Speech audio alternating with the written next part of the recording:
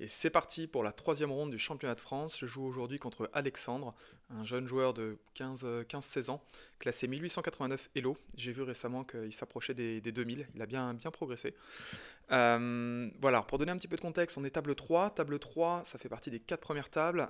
Donc on a un échiquier qui est connecté et donc qui est retransmis en live sur Internet. L'autre point aussi, c'est qu'on est un peu séparés dans la salle.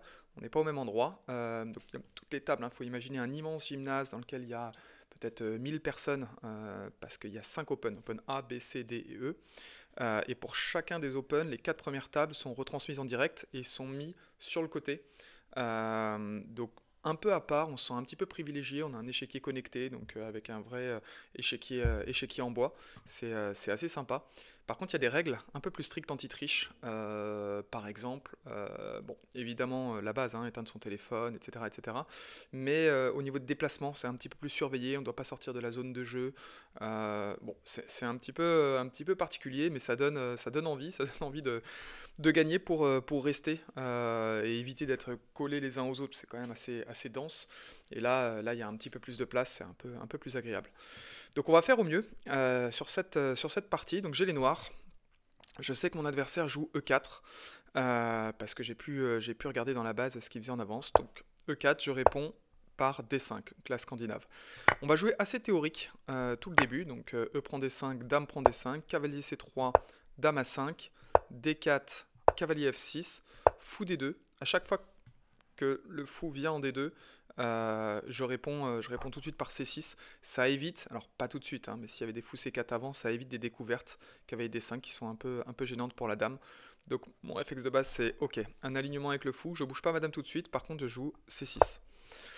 Là, il commence par jouer H3. Donc H3, je me dis, c'est un petit peu bizarre. Assez souvent, on joue plutôt cavalier F3. J'imagine qu'il craignait les variantes avec fou G4, mais c'est des variantes que je joue plus trop. Parce que si par exemple, il joue cavalier F3, j'aime pas trop ces variantes de ce type-là. H3, fou H5, G4, fou G6 et cavalier E5. Et ça, typiquement, l'ordinateur aime bien pour les blancs, il donne plus 0,7. Et moi, avec les noirs, je sais que c'est assez compliqué à jouer, il faut être assez précis.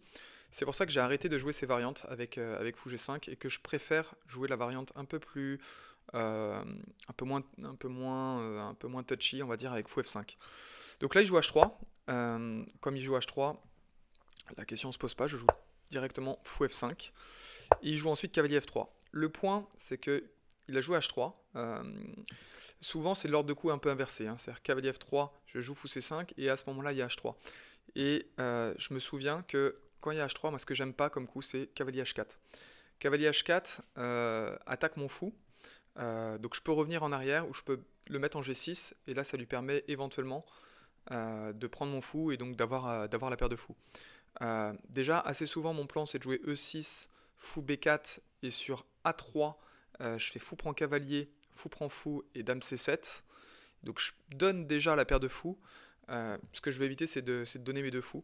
Donc pareil, c'est un peu un réflexe de base que j'ai dans la Scandinave qui est pas forcément bon. Là, je vois que c'est le cinquième coup de l'ordinateur. Mais je préfère jouer H6. Ça me donne une case de sortie qui est la case H7. Donc sur cavalier H4, je jouerai fou H7. Donc évidemment il le joue pas puisque ça n'a pas de sens puisque j'aurais cette case en H7. Donc il joue fou C4. Là je suis toujours dans ma préparation, c'est juste l'ordre des coups qui change un petit peu, mais rien de très dérangeant. Fou B3. Je réponds par fou B4, donc c'est toujours la même chose, hein. Parfois je joue pas fou B4, parfois je peux jouer aussi fou D6 et ensuite dame C7, mais là j'avais plutôt révisé avec fou B4, donc c'est ce que je choisis de jouer. Il répond par A3, donc ce qui est le coup normal. Alors parfois, ce qui se passe, c'est qu'il y a des dames E2 d'abord, par exemple petit roc, puis A3. Et en fait, ça menace pas directement le fou dans cet ordre de coup-là, parce qu'il peut pas prendre mon fou. S'il prend mon fou, il y a sa tour qui est attaquée derrière. Donc ça, c'est quand il a joué dame E2. Simplement, il n'a pas encore joué dame E2, comme il a perdu un petit peu de temps en jouant des H3 et en jouant des fou B3. Du coup, il a tout de suite A3. et là mon fou est en prise, parce que sa tour est protégée par sa dame. Donc là-dessus, j'avais prévu de jouer fou prend cavalier, fou prend fou, donc je donne la paire de fous. Simplement, son fou en C3 est pas hyper bien placé, parce qu'il y a son pion en D4 devant, et j'ai des cavaliers qui arrivent typiquement en E4, qui viennent pas mal prendre les cases, sachant que cette case B4 est pas hyper stable, hein. Donc je reviens avec ma dame plutôt en C7 plutôt qu'en D8. Pourquoi? Parce que si à un moment donné je vais jouer cavalier D7, j'ai envie de pouvoir me préserver la possibilité de faire un grand roc. D'où dame C7. Donc ok, lui il a l'air de connaître parce qu'il voit que son fou ici n'est pas très bon. Donc il joue fou D2. L'avantage aussi de fou D2, c'est que ça permet de jouer assez rapidement C4 pour ensuite éventuellement envisager une poussée D5 selon si mon roi est toujours au centre par exemple et qu'il a le temps de faire un petit roc avec une tour en E1. Ça peut être dérangeant. Donc je continue mon développement, cavalier BD7. Donc là j'ai choisi de ne pas faire petit roc. Pourquoi j'ai choisi de ne pas faire petit roc? Parce qu'en fait, j'ai un petit peu peur de l'attaque qui arrive, il me semble, très vite sur mon roi. Si par exemple je joue petit roc, derrière l'ordinateur recommande G4, fou G6, et qui commence tout de suite à avancer type G5, H prend G5, je sais pas là ce qu'il peut jouer par exemple, cavalier prend G5. J'aime pas tant que ça cette position, j'ai l'impression que ça vient assez vite sur mon roi qui va pouvoir sacrifier. Il a un fou qui attaque ici, son deuxième fou potentiellement prêt à sacrifier. Je sais pas, un fou prend E6, pion prend, cavalier prend E6, fourchette. Et en fait, j'aime pas cette position. C'est pour ça que plutôt que de roquer, je préfère jouer cavalier BD7. Là, il continue avec dame E2.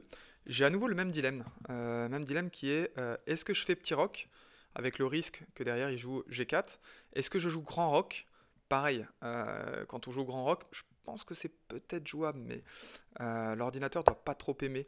Euh, c'est jouable, hein, ça donne plus 0,5, mais j'ai peur que ça arrive assez vite.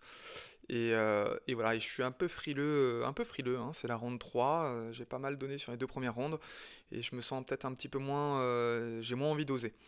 Donc voilà, donc c'est pour ça que je joue un autre coup, euh, peut-être un petit peu prématuré, je choisis de jouer cavalier E4 pardon, pour attaquer son fou.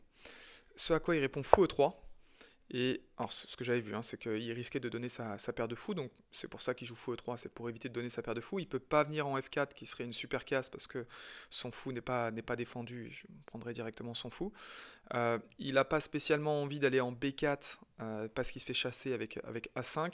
Il aurait éventuellement la case C1, mais la case C1 est un peu tristoun. Elle déconnecte ses tours, il peut plus faire de grand rock. Donc c'est pas foufou.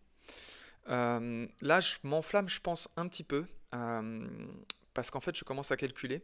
Je me dis, ok, il y a cette diagonale qui est libre, j'ai envie de remettre ma dame en A5, et je me dis, s'il commence à jouer C3, est-ce que j'ai pas des cavaliers prend C3, B prend C3, dame prend C3 échec, et quelle que soit la façon dont il couvre l'échec, que ce soit avec le cavalier, avec le fou, ou avec la dame, ou bien même directement bouger le roi, je récupérerai la tour. Donc c'est pour ça que je commence à calculer ça et je me dis bah en fait ça peut être sympa parce que qu'est-ce qu'il a à jouer? Si jamais je viens le mettre en échec ici, il peut jouer donc j'avais calculé que C3 ne marchait pas pour lui.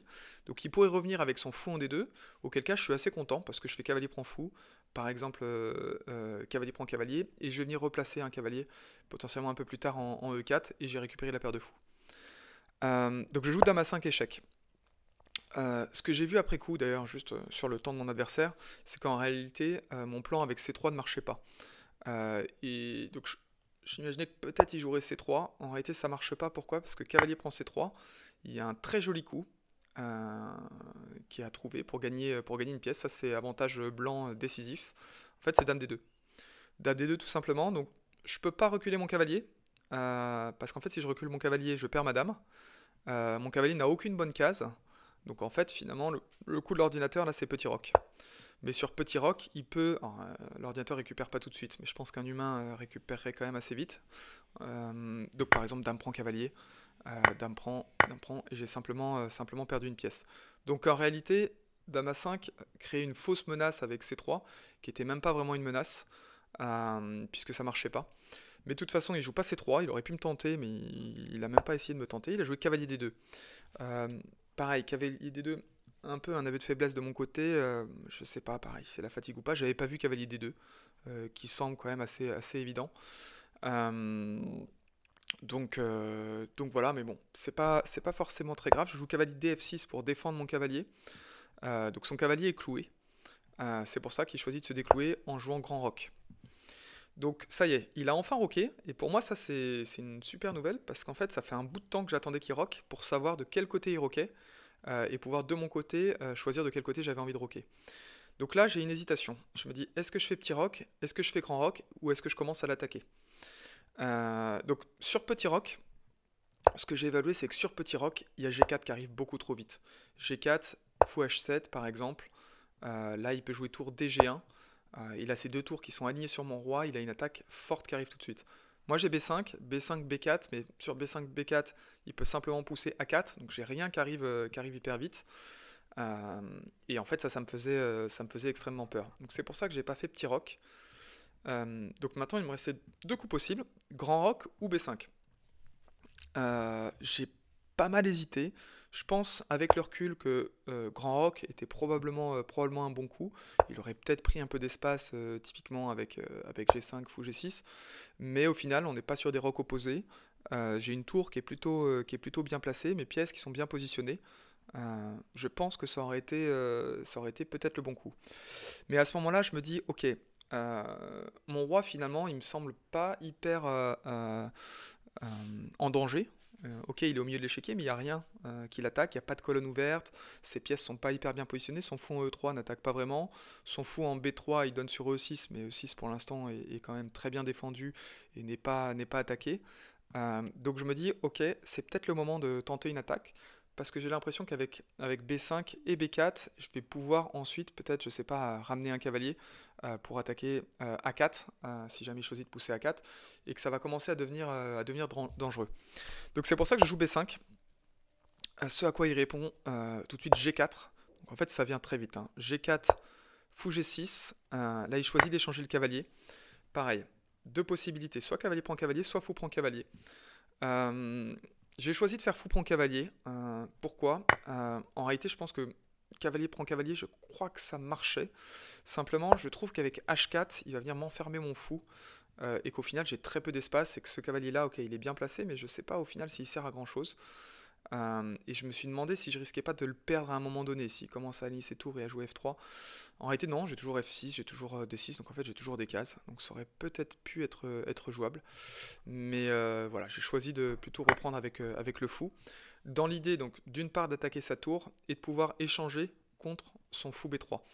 En fait, ça y est, je me souviens pourquoi j'ai joué plutôt fou prend. C'est parce que justement, je voulais éliminer ce fou. Pourquoi je voulais éliminer ce fou? Parce qu'en fait, sur B4, pour moi, sa seule défense, ça me semblait être A4. A4 qui est défendu par son fou. Donc si jamais j'arrive à placer un fou en D5 et échanger les fous, ensuite j'ai l'impression que B4 va faire beaucoup plus mal. Donc évidemment là il joue F3. Alors, il aurait peut-être eu d'autres coups possibles, hein. Typiquement tour HG1 était peut-être meilleur, ou tour HE1 aussi. Mais ok, pourquoi pas F3. Donc F3, fou D5, je continue avec mon plan. Fou D5, là il choisit de jouer fou D2, qui est je pense un bon coup. Déjà ça lui permet d'avoir l'alignement direct avec mon roi, ce qui fait que si jamais fou prend fou, je suis obligé de reprendre du pion C ou du cavalier, je peux pas reprendre du pion E. Bon, je suis pas sûr que j'aurais eu envie de le faire, mais voilà. Surtout il vient attaquer ma dame, et puis là du coup ce qui m'embête, c'est qu'en fait je pourrais plus pousser B4. Donc en fait le plan de faire fou prend cavalier, puis fou D5 dans l'espoir d'échanger le fou, et ensuite de jouer B4, c'est bien, sauf que le problème c'est qu'en un seul coup, avec fou D2, il m'empêche de jouer ce plan-là. Donc finalement, c'était quand même mal calculé de ma part. Donc je recule madame en C7. Je me dis, ok, c'est pas si grave que ça, parce que potentiellement je peux peut-être continuer avec A5, B4, même si sur A4, bah, j'attaque plus le pion A4, donc c'est plus si fou, mais il y a encore des possibilités. Donc là-dessus, je joue fou prend fou. J'aurais pu reprendre peut-être... Non, je pouvais pas reprendre avec le pion. En fait, j'avais qu'une seule façon de répondre. Je suis obligé de faire cavalier prend fou. Parce que E prend, c'est pas possible, je suis cloué.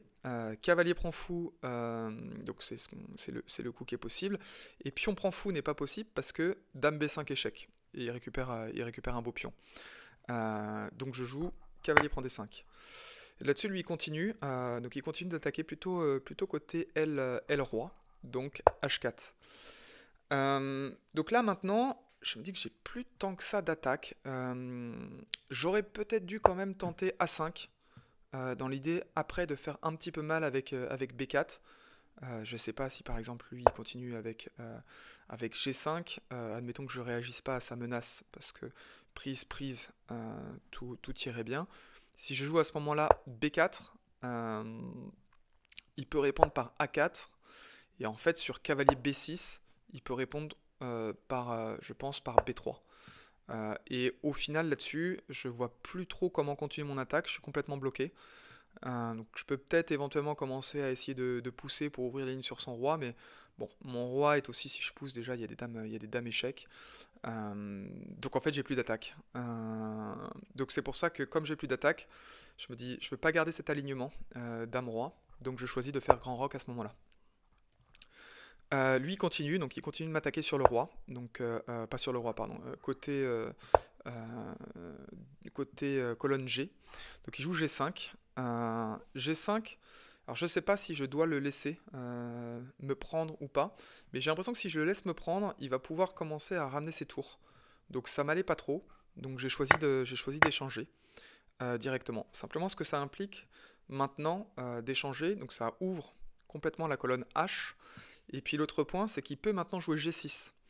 Et G6 me faisait très peur, parce qu'en fait G6, je peux pas pousser mon pion, ni F6, ni F5, parce qu'il y aurait dame prend E6 échec. Je peux pas non plus le prendre, parce que pareil, il y a dame E6 échec, puis dame G6 en intermédiaire. Donc ça me gêne pas mal. Donc là-dessus, j'ai choisi de jouer G6. En réalité, je pense que j'avais un coup qui était nettement mieux que ça.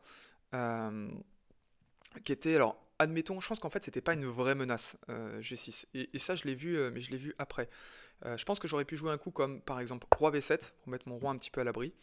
Et sur G6, à ce moment-là, je crois que j'ai le coup intermédiaire cavalier F4, donc qui vient attaquer G6.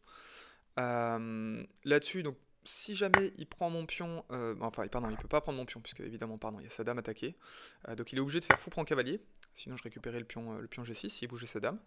Dame prend fou échec, euh, par exemple roi B1. Alors, il peut aussi échanger les dames, hein, mais je suis pas sûr que ce soit vraiment à son avantage. Là je viens échanger les tours. Tour prend tour, et en fait à la fin j'ai tour prend D4, qui est quand même assez sympa.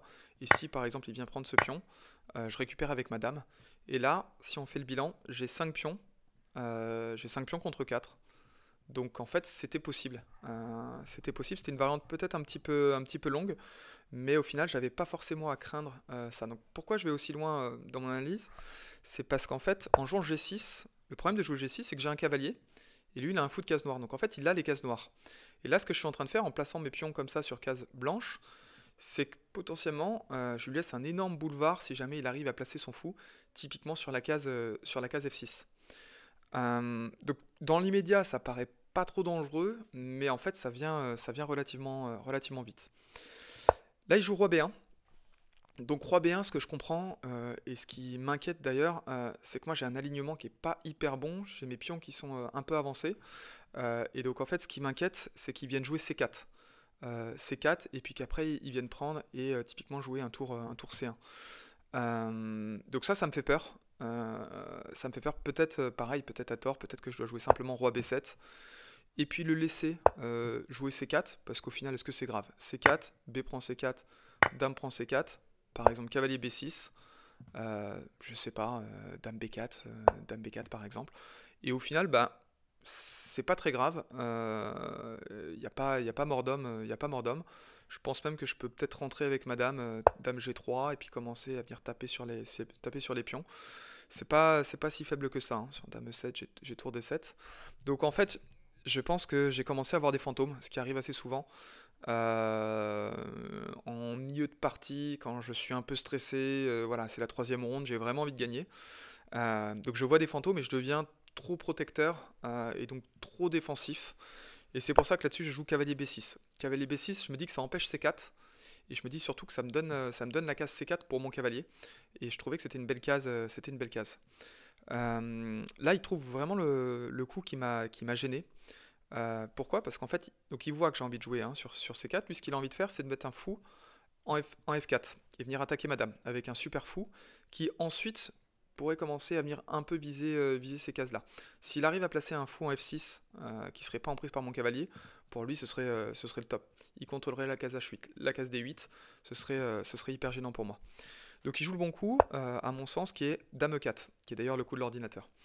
Dame E4, gros avantage, c'est que maintenant sur cavalier C4, il peut jouer fou F4. Donc ça, je l'avais pas vu. Je l'avais pas vu Dame E4.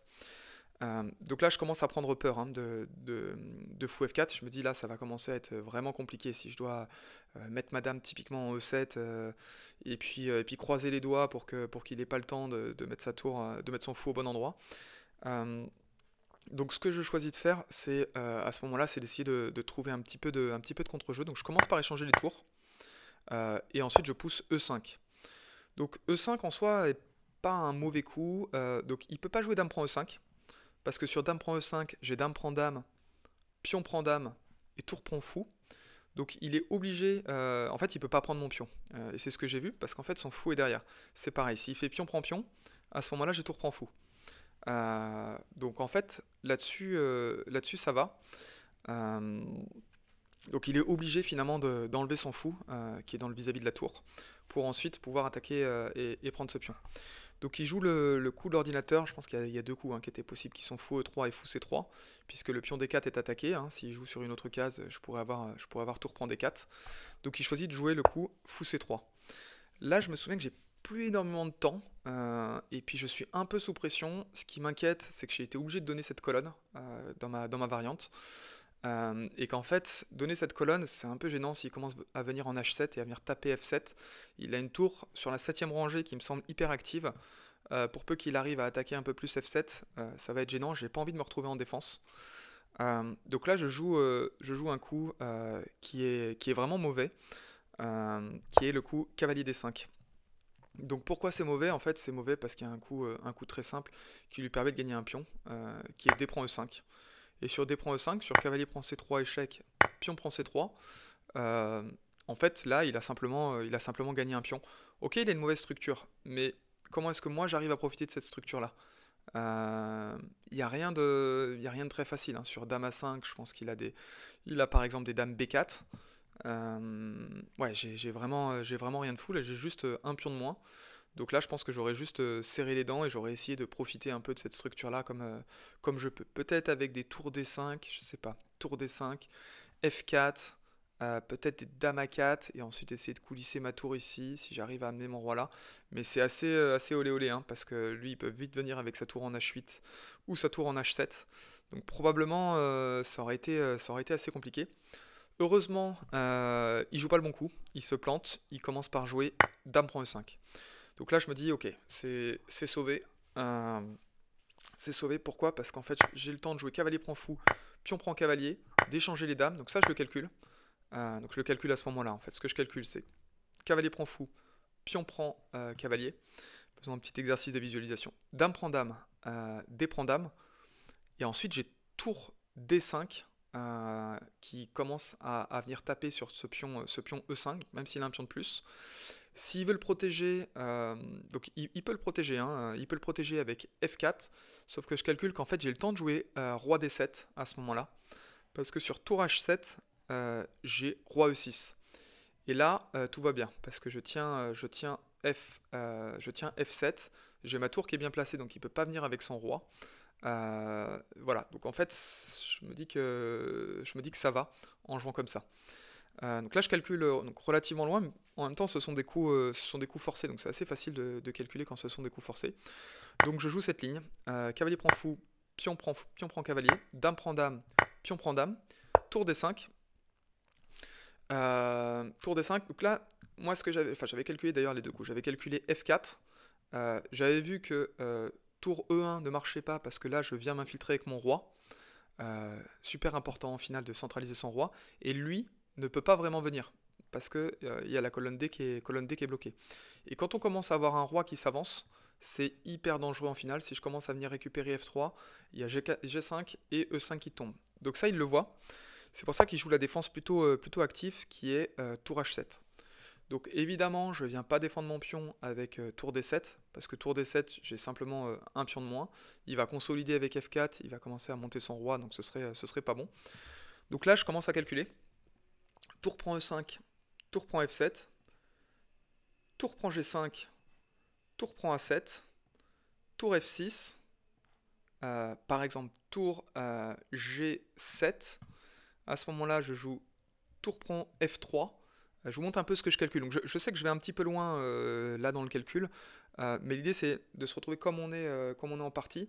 Parce que sur une finale comme ça, c'est important de calculer. Ça peut se jouer au temps près, je peux me retrouver avec un ou deux pions de moins parce que j'ai mal calculé, parce qu'il y a un échec intermédiaire. Donc c'est important d'être précis là-dessus sur le calcul. Donc tour prend E5, tour prend F7, tour prend G5, tour prend A7, tour F5. Là, il veut m'attaquer ce pion, donc le pion G6, typiquement tour G7. Tour prend F3, tour prend G3 et tour prend C3. Donc ça, je calcule et je me dis, bon bah voilà, on est in fine avec deux pions contre deux, et donc ça fera nul. Donc là, je suis presque prêt à signer la lune tout de suite, mais je la joue quand même. Tour prend E5, tour prend F7, tour prend G5, tour prend A7, tour F5, tour G7, tour prend F3, tour prend G6, tour prend C3, et on est dans la position donc, que j'avais calculée.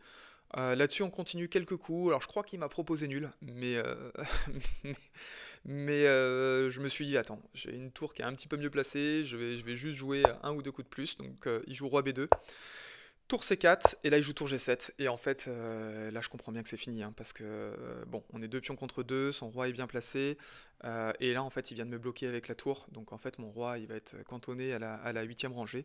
Donc impossible d'aller plus loin. Voilà, donc on finit sur une nulle. Donc c'est pas non plus un mauvais résultat. Je suis à 2,5 sur 3. 2,5 sur 3, pour moi, je suis encore en course pour faire un bon résultat sur ce championnat de France. J'avais les noirs, donc faire nul avec les noirs, c'est pas un mauvais résultat en soi. Donc voilà, ce que je me dis, c'est que le lendemain, il va falloir tout donner pour essayer de viser une belle victoire. Donc n'hésitez pas à vous abonner si vous voulez voir la prochaine partie et les prochaines parties. Il me reste encore 6. Merci beaucoup, à bientôt.